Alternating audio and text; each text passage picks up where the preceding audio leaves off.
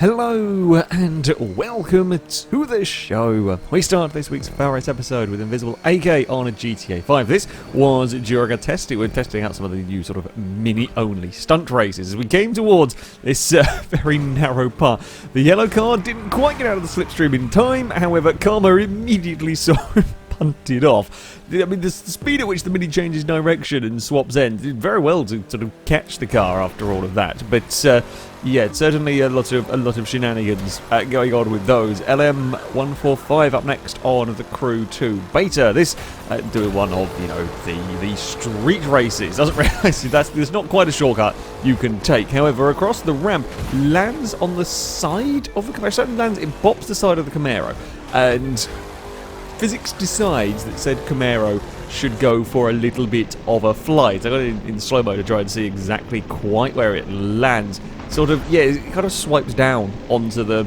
side of the car, and that's enough to fire the Chevy up into the air. I also love that the Camaro then proceeds not to actually take the checkpoint. Cheating AIs.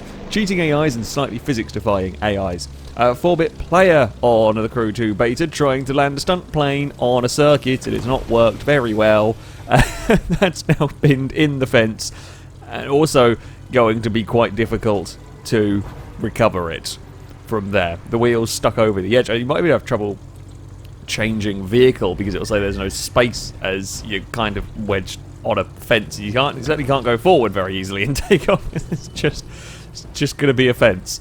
So, not so great for them. Northern Outlaw on Project Cars 2 runs a smidge wide, and then it's a bit of a dance for the Porsche. Does come to a fairly sort of straightforward or fairly sort of sudden stop. I didn't notice on the first time I watched it, but there's a slight little kind of dink in the Armco that as the car runs along, it pings back out onto the, well, I guess, sort of off of the Armco to send it into its impressive little pirouette.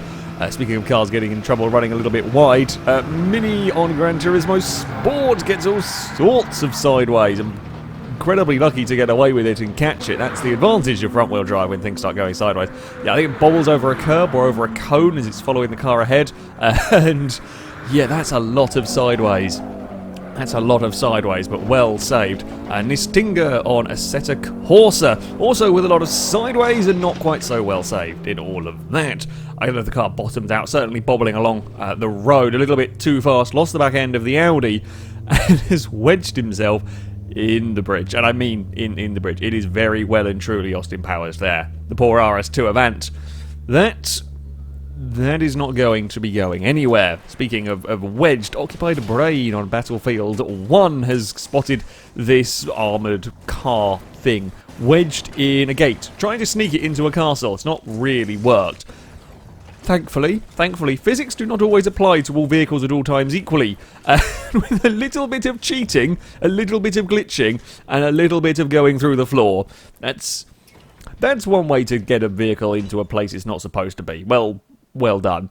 Mindstorm 7 on Wreckfest. So, a little further back, watch the green Roma have some airtime over some tyres. The poor Bulldog stuck on the outside. I believe the Roma being a player car. The poor Bulldog on the outside. So first three vehicles come through, absolutely no problem. There's a big pack of cars further back fighting. Now the player on the inside just turns in a fraction too much. Misses the first time, but clips the sort of second and third bundles of tyres, and it's just enough to look. It's a huge leap. It's an incredible leap for the Rama, and just shoves the poor Bulldog under the bridge. The Bulldog is actually still drivable. You can see the AI sort of pulls it out, but I love this angle as well. This angle is fantastic. Everything's normal, and then suddenly there's a fly. It's a very Dukes of Hazzard-esque jump right there. Very, very Dukes of Hazzard-esque jump, and slam into the bridge. And yeah, the player car, okay, probably perhaps lost a little bit of time in all that, but not really that much. Not compared to the time that the Bulldog will have lost. Dilly Bar up next on Flat Out 2, racing around the excellent Crash Alley, when a combination of hits from different angles are enough to send his vehicle for, I mean, that's a lot of, the game struggles to keep up with that amount of spins is what went on for that poor vehicle. Alexander up next on Dirt Rally. Now, we've seen many cars roll over and tumble and do spectacular things on the various dirt games. This time, though, it is a Fiesta, a long, long way on two wheels and held it. It wasn't even curb or rock involved, it just turns the corner hard and goes up on its side. I've not seen that before on dirt games. That Mudkip will finish it off with Automobilista racing the oval racing trucks. Now, the player starting down the back of the field. Up ahead, there's a crash going on already. It starts off like a fairly normal, high-speed oval racing crash until one flying truck lands on another and they ping around and bounce about like a pinball machine. The player amazingly managing to go underneath the tumbling truck. That is an incredibly, incredibly close call. That's an unbelievably close call to go underneath that. Yeah, the actual crash itself initially is just a normal, as normal as a crash like one of these can be. An AI slows down. I don't know why the AI stops moving. That's what starts all of the mayhem. The 75 gets collected. You kind of have the blow-over physics go on as it gets up in the air. And then there's the pinball shot. The dark blue truck underneath just to finish it all off. I guess, to be fair, it's not very often you have a truck land on the roof of another truck at God knows how many hundreds of miles an hour. So, yeah, you can understand the physics getting perhaps a tad confused with all of that. Because the blow-over physics is fairly okay. And then, bing! Just look at the height. Like, the early shots just sort of focus on the light blue truck, but the height that the white truck gets, and the best thing is, the white truck lands it. The white truck sticks the landing and is, well, I say okay to carry on, but I mean, that's some serious height. That is some serious height. Well, there's about 5 rolls and a little bit of wheelie on the landing, but that's definitely worth a lot of points right there. That's definitely worth a lot of championship points. They always have a second crash as well as they all recover to continue going.